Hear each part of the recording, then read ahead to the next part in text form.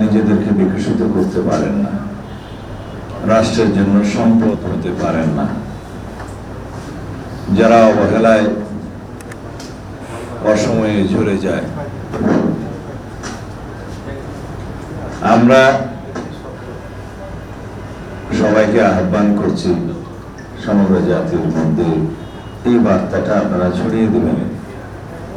যেখানে আপনারা মেধাবী সন্তানদের খুঁজে পাবেন যারা রাষ্ট্রীয় সুযোগ সুবিধা বঞ্চিত অথবা সমাজের সুযোগ সুবিধা বঞ্চিত, সুযোগ পেলে তারা তাদের মেধার বিকাশের মধ্য দিয়ে সমগ্র জাতির সম্পদে পরিণত হতে পারেন, সেরকম মেধাবীদেরকে আপনারা খুঁজে বের করুন।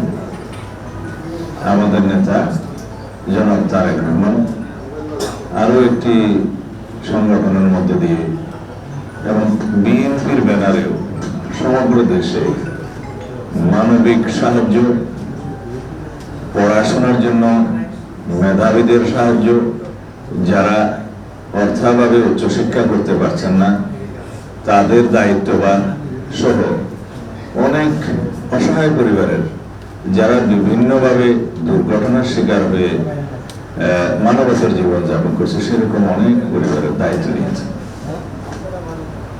আমাদের এই পদক্ষেপটি, ওনার এই পদক্ষেপটি সারা বাংলাদেশের মানুষের কাছে একটি বার্তা পৌঁছে দেয় যে বিএনপি রাষ্ট্রীয় ক্ষমতায় থাকুক বা না থাকুক, বিএনপি এবং তার সর্বোচ্চ নেতৃবৃন্দ এবং সকল পর্যায়ের নেতৃবৃন্দ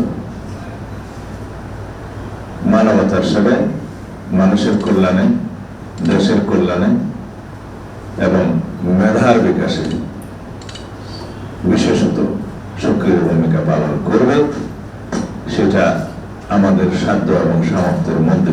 লিলি হালাল বিউটি সোপ, বিএসটিআই কর্তৃক সনদপ্রাপ্ত দেশের প্রথম হালাল বিউটি সোপ, দীপ্তিময় উজ্জ্বল ত্বকের জন্য।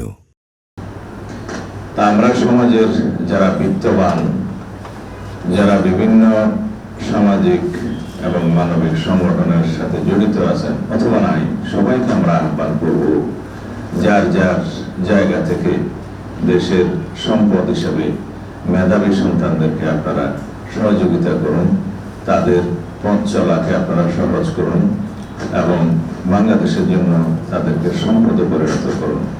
একটি জাতি তখনই এগিয়ে যায় যখন সেই দেশের ব্যক্তিত্বদের, যারা দেশের জন্য অবদান রেখেছেন, তাদেরকে সম্মান করে, সেই দেশের গুণীজনদের কদর করে, সেই কদর ভবিষ্যতে গুণীজনদের জন্ম দেয়।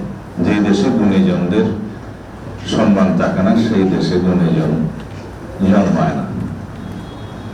যে দেশে মেধার বিকাশের জন্য আমরা সুযোগ সৃষ্টি করব, সেই দেশে অবশ্যই মেধাবীরা রাষ্ট্রীয় সম্পদ পেয়ে এই রাষ্ট্রকে এগিয়ে নিয়ে যাবে। একটি শক্তিশালী মেধা সম্পন্ন রাষ্ট্র পৃথিবীতে সম্মানের সাথে দাঁড়িয়ে থাকে।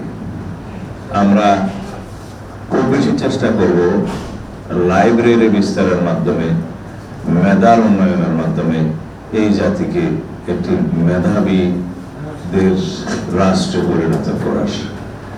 যখন রাষ্ট্র মেধাবীদের দ্বারা পরিচালিত হবে, সেই রাষ্ট্র কখনো গর্বতে পরিচালিত হবে না। তা আমরা আপনাদেরকে ধন্যবাদ জানাই যে আপনারা অতীতেও এই জাতীয় অনুষ্ঠানগুলো সারা জাতির মধ্যে প্রচার করেছেন খুব গুরুত্বের সাথে। আশা করি এই উদ্যোগকেও আপনারা যথেষ্ট প্রচার দেবেন, যাতে আরো জোরহাসরা যারা গ্রাম পর্যায়ে বিভিন্ন তৃণমূলে লোকচক্ষুর অন্তরালে আছে, তাদেরকে আপনারা খুঁজে বের করুন। ইনশাআল্লাহ আমাদের নেতা জনাব তারেক রহমান, আমরা বাংলাদেশ জাতীয়তাবাদী দল সবসময় তাদের পাশে থাকবো। আমরা রাষ্ট্র ক্ষমতায় থাকি বা না থাকি, সকল সময়ে। ধন্যবাদ আপনাদের সবাইকে।